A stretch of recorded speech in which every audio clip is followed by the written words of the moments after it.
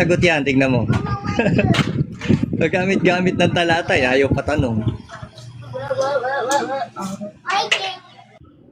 Dali na. Kwentuhan lang. Batang bata mo, Jared. Tatanungin lang. Ayaw pa Ay, nako. Pagpasensyahan nyo na ha, sa 52 na nanonood. Ayaw sa akin lumaban ng face-to-face eh. Ano? Ala ko. Ayaw lumaban. Bitaw. Magtanong ka sa debate. Hindi dito. Gawin mong may kaayusan. 14:40 ng unang Korinto. Gawin ninyong may kaayusan at karapatan. Pwede ba magtanong sa talatang Sinusunod yan? kasi namin yan. Pasensya ka na. Kung gusto nyo ng ng debating mga Ginoo, lumayo kayo dito. Sabi mo nga kanina itong dalawa ang sasakyan yan, tatlo ba't hindi makadayo dito? Bro JB, pwede ba magtanong dun sa pangalawang talatang ginamit mo, unang Korinto 14:40? Sa debate tayo. Hindi naman ayaw pa rin. binasabitan. Hindi naman Binasa 1:27 ng unang Korinto. Hindi ba sabi ni Apostol Pedro, maging Sige. handa kayo kapag may nagtatanong sa inyo? Kaya nga, handa naman kami sa pagsagot. Ano ka ba naman, no? Kung handa, sasagot ba? Sa pakikipag-debate pa nga eh. Okay, kung Kaya nga handa sagot ka- ko sa debate. kung Sumasagot handa ka ako. magpatanong, Kaya sasagot nga ka ba pag bumaba ngayon? bibig ko, sagot ko na yon. Sasagot na ka ba yun. ngayon? Kapag ka tinanong ka ngayon? Ano tanong mo dyan? Sige. Sa unang Korinto 14:40 ang sabi doon, 1:27 ng unang Korinto. Hindi 14:40 ng unang Korinto. pangalawang talatang ginamit mo, bagamat Ang hindi mo pangalawang talatang ginamit ko, unang Korinto 1:27. Naku, Pangatlo, nalito na. unang Korinto 14:40. Hindi pangalawa. Hindi pangalawa. O anyway, kung pangalawa, pangatlo, unang Korinto 14:40 at unang Korinto 1:27. Ano ba tatanong? Tagal naman oh. Alin dyan sa dalawang yan ang gusto ninyong tanungin ko? Ikaw! O sige, magtatanong Ikaw muna. magtanong. Ay, naku talaga. Ayaw pa magtanong. Sige. Doon muna ako magtatanong sa unang Korinto 14:40. Sige. Sino sasagot? Sige. Sino sasagot sa inyong dalawa? Sige, sandali ah. Bibira sa sagot. Saan ka? Ha? Sino sasagot sa inyong dalawa? Mamili ka na lang. Anyway, kahit sino sa inyong dalawa, ang sabi diyan, Saan? gawin unang Korinto 14:40 nga. Sige, unang Korinto 14:40. 14:40 ng unang Korinto. So, ang tanong diyan, sabi diyan, dapat may karapatan at may kaayusan daw niya ang lahat ng mga bagay. Kaya ang gusto kong itanong sa inyo ay yung paraan ninyo ng pakikipagdebate. Nasa kaayusan ba? At may karapatan ba? Pag sinabing may karapatan, ibig sabihin may basbas. Oo. May karapatan ba? At Oo. may kaayusan ba ang Oo. ginagawa nin...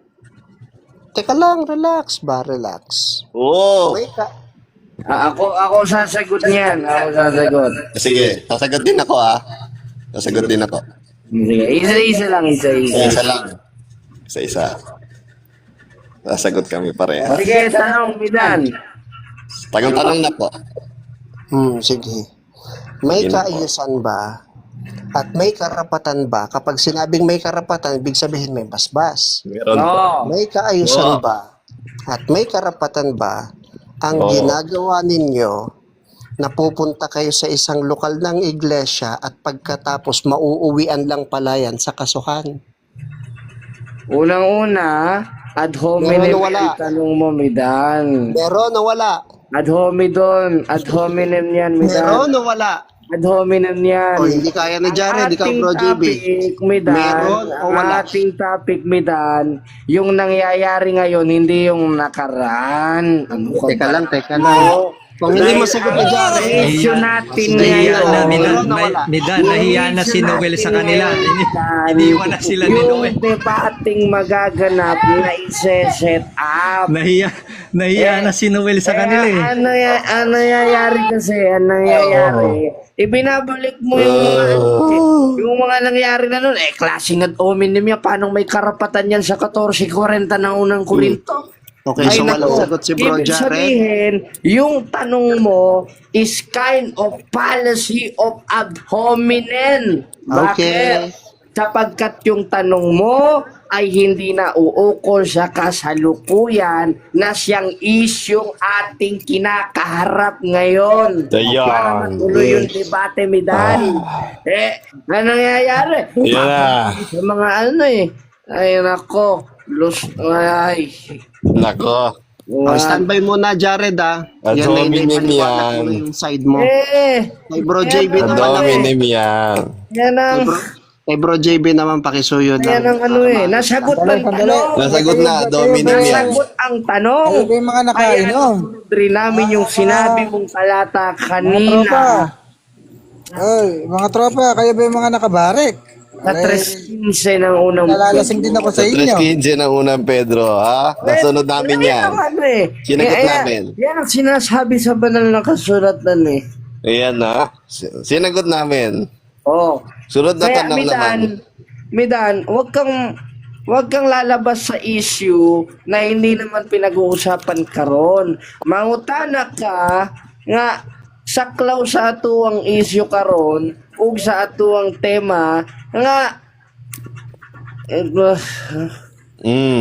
Ayan na. Baka masok ka kayo. Dahan-dahan sa pagbarik, Oo. mga kaibigan. Sige. Ano ba pulutan natin dyan? Magtatanong ako kay JB at hindi ko na itatanong yung unang Korinto 14:40.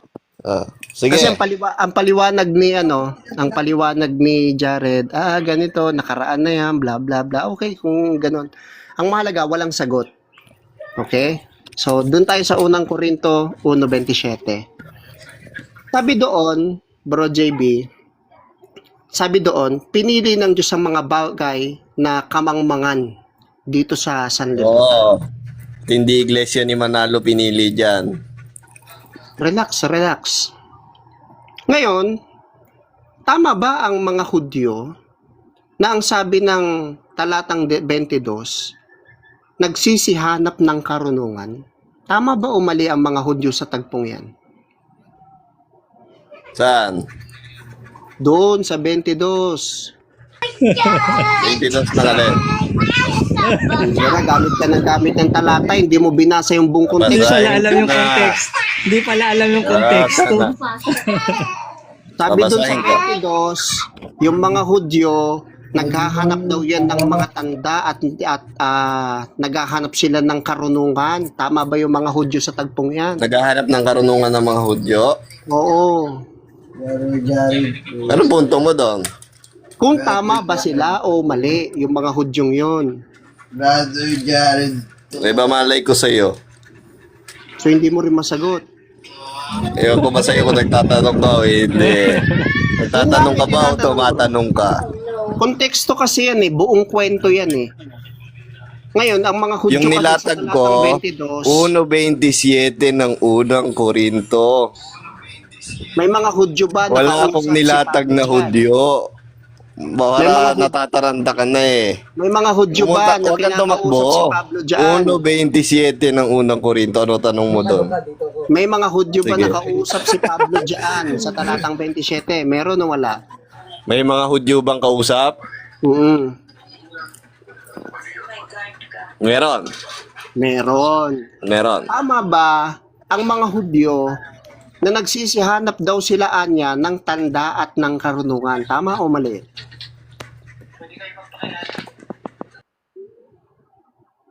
Tumakas. Hindi alam ang konteksto. Wala. Anong Mababaw araw ang ang oras, Sir kaalam. Max? Yun na naisabi ni Ganuin. Webes ako, Webes. Kaya Sa lang, karoon nakakita, Sir Max, unang Korinto 14:40, kaayusan at karapatan. Nung itanong na sa kanila yung talatang yan tungkol sa kanilang ginagawa na pumasok sa isang lokal na mauuwi pala sa kasuhan, hindi na nila